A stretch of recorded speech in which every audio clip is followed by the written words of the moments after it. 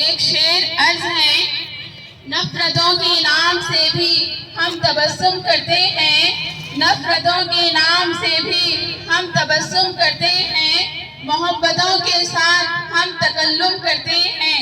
वो वतन से वफादारी का सबूत मांगते हैं, वो वतन से वफादारी का सबूत मांगते हैं। हम तो वतन के खाक से भी तयम्मुम करते हैं। तो हम जमात से बीबी ज़ैनब को दावत देना चाहती हूँ कि वो आए और अपने वतन के जज्बे को उर्दू अल्फाज में तकरीर पेश करें।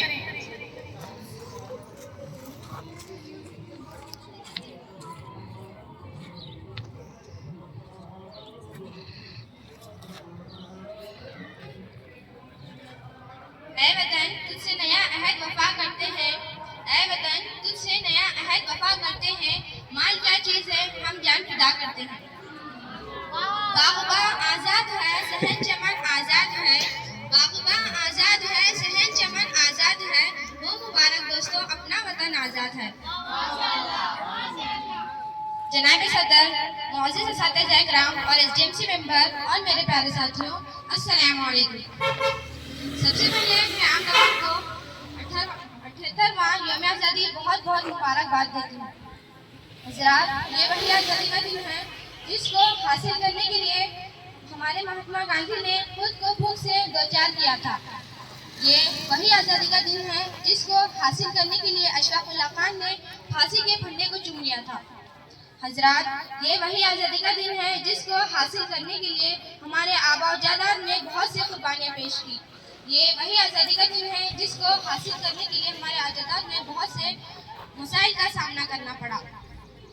जब महात्मा गांधी ने जब भगत सिंह को फांसी के फंदे पर चढ़ाया गया तो भगत सिंह ने जो अपने जबान से ये अल्फाज निकाले थे, अब भी जिसका खून न खुला वो खून नहीं वो पानी है, अब भी जिसका खून न खुला वो खून नहीं वो पानी है, जो देश के काम ना आए वो बेकार की जवानी है।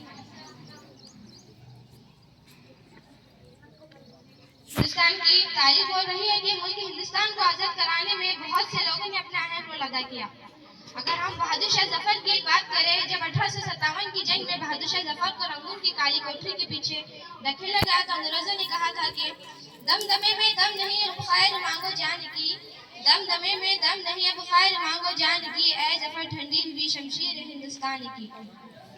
जफर ने जो जवाब दिया था वो ये था, गाजियों में बू रहेगी जब तलक ईमान की, गाजियों में बू रहेगी जब तलक ईमान की, तब कलंदर तब चलेगी तेरे हिंदुस्तान की। माशाअल्लाह माशाअल्लाह। हिंदुस्तान को आजाद करने में सिर्फ बुजुर्गों ने नहीं बल्कि बच्चों से लेकर बड़ों तक ने एक अजीम रोल अदा किया।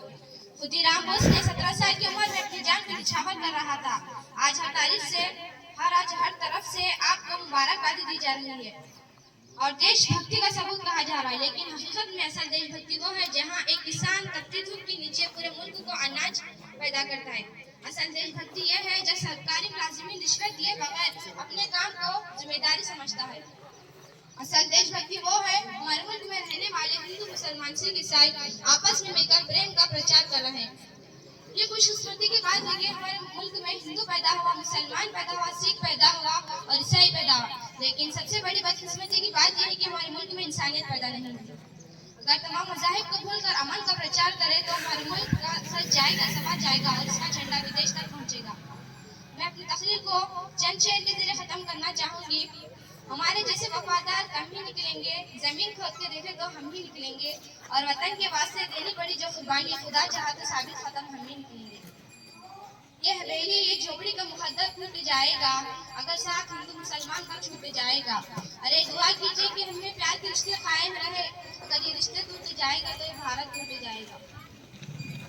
मज़हब के नाम पर जुल्म सितम हम नहीं करते, वफा की उड़ान में शहादत हम नहीं करते, जमीन के अंदर जाए तो हम वसूल करके जाते हैं, वतन की मिट्टी को नापाक हम नहीं करते।